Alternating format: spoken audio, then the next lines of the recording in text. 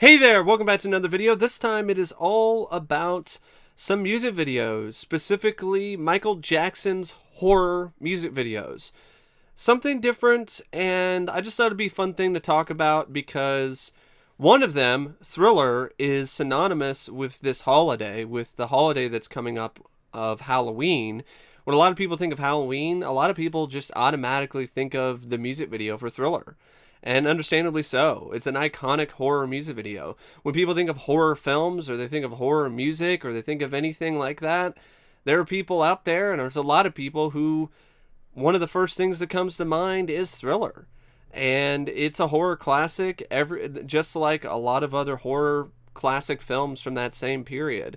So Thriller is one of those music videos that has transcended just the music portion of it and has become a cultural phenomenon. And not only just that, but it's actually been accepted by the National Film Board Registry and is being preserved for all time.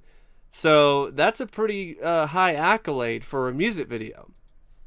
Now, Thriller first aired in the 80s, December 2nd of 1983. I believe it might have had a debut on MTV, but I'm not certain. It had a short little run in some theaters in some parts of the country.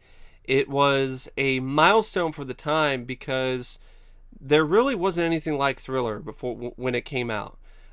So before Thriller, there were music videos and stuff like that Michael Jackson had done and other artists had done, but nothing that really hired a film director and really had a budget as big as this music video did. Thriller changed the game, and after Thriller, there were a lot of other bands and artists who tried to do what Michael Jackson did with this short film, with this music video. And the budgets for music videos got bigger and bigger. But for the time, a $500,000 budget for a music video, which is the budget for Thriller, was unheard of. And this is one of those music videos or these movies, short films, where they did a lot with the budget. And it helps that they had the best that money could buy. I mean, you had Rick Baker in his prime working on the zombie makeup, working on the werecat makeup for Michael Jackson. And Rick Baker actually even played one of the zombies in the music video, in the short film. He was the zombie who's like shuffling out of the mausoleum. And in the making of Thriller video, which was a huge success, it aired all the time on MTV around the release of this music video. And it actually was something that Vestron Video paid $500,000 for to be able to distribute it on home video, and it was a huge smash hit. And in that making of video, there's some really great behind-the-scenes footage, and one of them is showing Rick Baker taking off his makeup. So I thought it was really cool to see that Rick Baker actually played one of the zombies, which is pretty awesome. The music video was choreographed by Michael Peters, who had worked with Michael Jackson on the Beat It music video. Michael Jackson contacted John Landis after seeing his film An American Werewolf in London for this music video, for this short film, because he wanted to do something bigger, something more epic than just a regular music video. He wanted to do sort of a homage or his own version of a theatrical short film, stuff that used to play before movies instead of trailers years and years ago. And John Landis was not willing to just do a regular music video either. So because Michael was really gearing up to do something big, John was also willing to jump on board.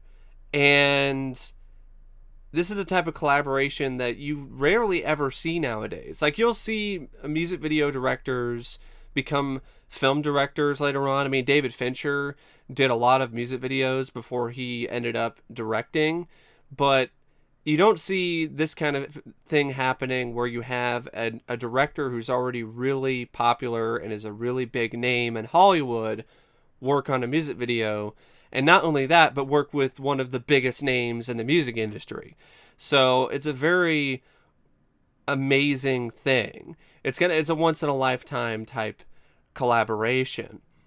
And Michael Jackson was a huge fan of American Werewolf in London. He loved the mix of horror and comedy, and he thought that John was perfect for the thriller short film. Rick Baker was hired to do the zombie makeup. Composer Elmer Bernstein, who composed the music that was featured in the video that wasn't from the Thriller album, he was thrown in. He was asked to do the music for the film, and you might recognize that name because he did the score for Ghostbusters, the 1984 original, not the shitty reboot from 2016. Now, this was a lot of fun to watch because it's a music video that I've seen bits and pieces of, and it's a part of our collective consciousness, because it's one of those things where people know what Thriller is. You know, people know what the music video is with the dancing zombies and stuff like that, you know. But it was really a lot of fun to watch the whole movie, the whole short film. And it was also really interesting to watch the behind-the-scenes documentary, which I highly recommend if you are a fan of Michael Jackson's music or just a fan of making of documentaries in general.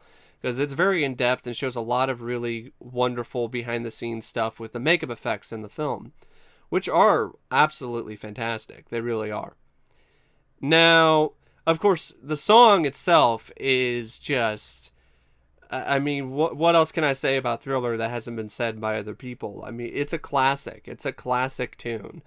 And you can tell that there was so much hard work put into this video. And it just having things like Vincent Price do a rap also helps put this video over the top, along with all of the just really amazing choreography. And there's an interesting thing that I saw in the behind the scenes video, which they were talking, one of the choreographers was talking about how Michael Jackson was so naturally talented that he would just end up learning things on the fly.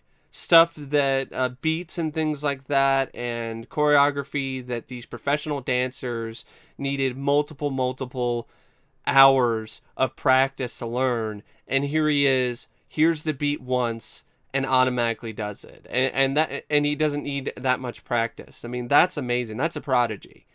And that really does show you that Michael Jackson really was a one-of-a-kind talent. Not only with his dancing ability, but musically and all of that. And maybe he might have been a little bit different and weird and strange, but aren't we all? But even if you're not necessarily a fan of Michael Jackson the man, Michael Jackson the musician is without a doubt one of the best musicians to ever walk on this earth. And one of the best dancers too. Like I have two left feet. I can't moonwalk. I can't even say moonwalk, let alone dance the moonwalk. I can't moonwalk. I can't do anything like that. I'm nowhere near as talented as Michael Jackson when it comes to that. And neither is pretty much anybody else. He's one of a kind, along with Prince and Freddie Mercury. Just a very legendary musician. And yeah, it's a fun music video, really nice short film. Although the werecat thing was kind of silly. I was like, okay, because it's howling like a wolf later, and I'm like, so is it a werewolf or is it a werecat? I guess it's supposed to be a werecat, but it howls at the moon like a wolf. There was also, of course, Ola Ray was cast as the girlfriend, who she really doesn't even have a name, but she's just pretty much there as eye candy, and she does her role fine. The music video the short film is all about Michael Jackson and the energy of Michael Jackson and the talent of Michael Jackson and the choreography and the zombies and the whole horror aspect of it. You get to see Michael Jackson as a werecat. You get to see him as a zombie, which is different It was fairly unique for the time to see a big star like this cover up their face and all of that makeup. And yeah, it's kind of hard to review short films like this because they're not feature films. They don't have a very lengthy plot. They're not that detailed. So you just got to look at it for the choreography, for the direction. John Landis did a great job directing the short film. Rick Baker, his practical zombie effects in this are second to none. The choreography by Michael Peters and Michael Jackson is equally as amazing as the effects in the short film. And yeah, all the dancers, 30 dancers, so there was like 30 dancers who had to be made up in all of this zombie makeup. And Rick Baker at the time had the largest crew that he had ever had on anything to work on this music video, on this short film. He had 20 makeup effects artists working on putting on all the prosthetics and doing all that stuff on all these dancers. So that's impressive. That's no small feat for sure. Now, after Thriller, years and years later, Michael Jackson wanted to do something like Thriller again, and in his own words, he wanted to try to top it. And he hired Stan Winston, who was a good friend of his ever since The Wiz, because he did the makeup effects for The Wiz. And in 1998, he came out with Michael Jackson's Ghosts. Now, Michael Jackson's Ghosts is a much longer... It's actually 1996, not 98. Michael Jackson's Ghost is like a 30-minute long short film. It's actually has a plot, sort of a mini sort of plot going on in it. You have this character called the Maestro, played by Michael Jackson. In Thriller, it's just very simple. He just plays himself, and he's dating this girl, and he's a werecat. And then it cuts back to him in a movie theater eating popcorn, which ties into the whole meme that everybody uses nowadays. I'm just here for the popcorn. Then it turns into a zombie film, and then it's like that was just a nightmare from the girl, and then Michael Jackson turns to the screen with these cat eyes, and Vincent Price laughs, and that's really all that Thriller is in terms of its setup, in terms of its plot. It doesn't really have much of a plot. Ghost, on the other hand, has a plot. There is this ghost called the Maestro, who's played by Michael Jackson. He lives in this mansion. There is this mayor of this small town who hates this ghost, hates that what he's doing to the town. He wants him out of there. And apparently this Maestro has been entertaining the children in the town, but the mayor's not going to have any of it. So the mayor ends up going to the mansion as trying to get the ghost to leave, to get Michael Jackson to leave. Just get out of here. This Maestro with these supernatural powers. Now, I don't think they really know he's a ghost just yet, but pretty much he's a ghost.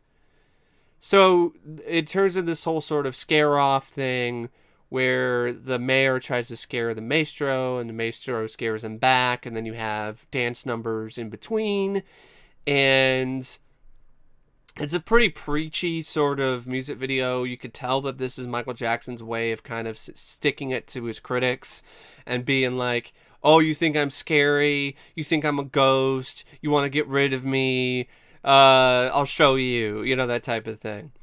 But just like Michael Jackson himself says in another fun making of video, which was aired on VH1 around the time, like in 96, the making of Ghosts, he himself says that he was hoping that this could be some sort of thrill ride and that you'd be entertained by it, at least find it entertaining.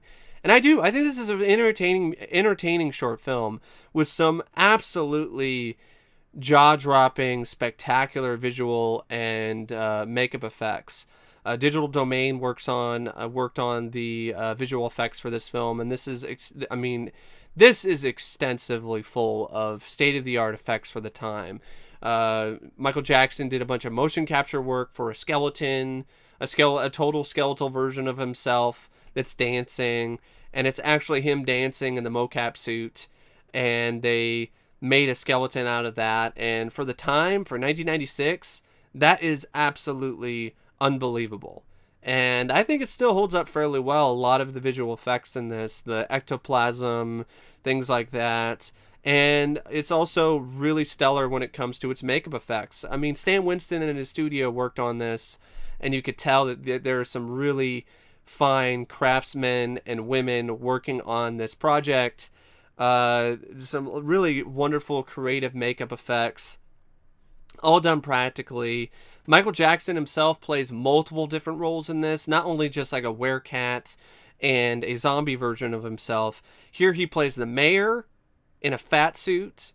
He also plays a 8-foot tall sort of demonic version of the maestro.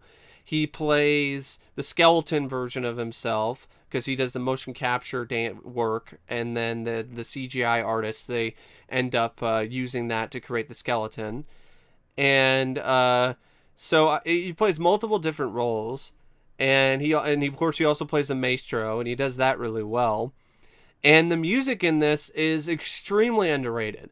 Thriller is a great song, don't get me wrong, but it's the type of song where it's like you feel like you've heard it already before you even listen to it. It's that much. It's that memorable, and it's. I'm trying to think of the right word. It's that big of a part of our consciousness and of society and of culture that it's that kind of thing where, you know, everybody knows what Thriller is. But songs like Too Bad or Is It Scary or Ghosts are not as well known, and I think they should be, because they're all really great songs. Especially Is It Scary? I would actually say that's up there with Thriller, if not a song that I actually like a little bit more than Thriller. I just think it's a wonderful song. The compositions are great. The vocals, of course, are phenomenal. And it's a nice little way for Michael Jackson to kind of, like the whole music video is kind of his way to stick it to his critics. And the whole song, Is It Scary, is like that. Another interesting sort of bit of trivia about Ghost is that it was originally intended to be sort of a tie-in piece for Addams Family Values, and the song Is It Scary was supposed to be on the soundtrack, but then there were some disputes of the contract because of the recent controversy and rumors involving Michael Jackson at the time, so Paramount pulled out of the deal. So there actually is footage online that shows footage from Ghosts interspersed with some kind of Addams Family Values stuff, but it actually it never got finished. So it turned into its own thing. It's loosely it has a story that is, I guess there's a little bit of work by Stephen King, probably not that much. I would say Mick Garris and Michael Jackson did a lot more work on the story itself than not Michael Jackson did more work, actually. What I'm trying to say is Stephen King probably didn't do that much work. Michael Jackson and Mick Garris probably carried the load for the script. Now, out of all of the things in this video, I mean, there's a lot of just great effects. There's a crazy shot where all these ghosts, they walk up the side of a pillar and walk on the ceiling, and that was done via a green screen and a rotating room, which was really an amazing thing to see at that particular time. I don't know what the budget was for this short. It must have been astronomical. I mean, it must have been triple or quadruple or just 12 times as much as the $500,000 budget that was afforded to Thriller. Now, out of all of the, effects scenes and all of that, I would say, like, out of all of that, those are easily the best things about the music video, as are the designs themselves. I mean, I love the look of the ghosts that he brings back to life, and I like how they're brought back from ectoplasm into solid form, which was a unique sort of thing to see. Didn't see that very much with these type of films, or any type of horror film, really. Ghosts were just transparent, and that's it. So they did something different with that, and I like that. And the dancing skeleton I thought was fun.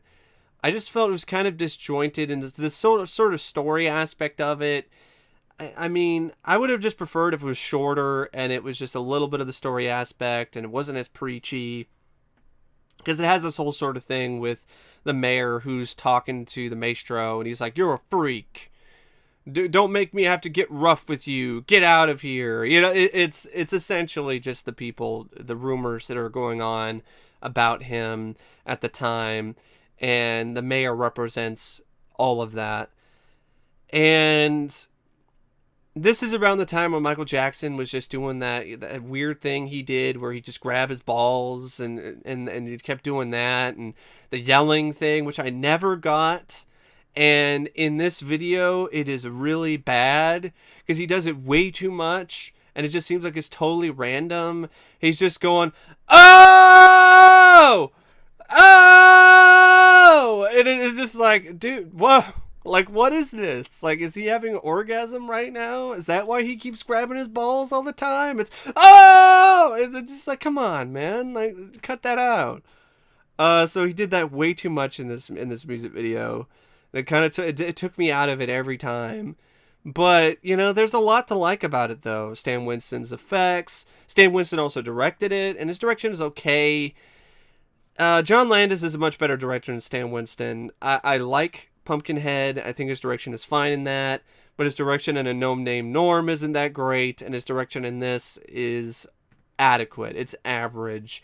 When it's dealing with effects, it's great, but when it's trying to do with story elements, it's in acting, it's not good. Like the extras they have to play the townspeople, their reactions are completely not genuine at all, and it's not believable, and it's honestly a lot of bad acting.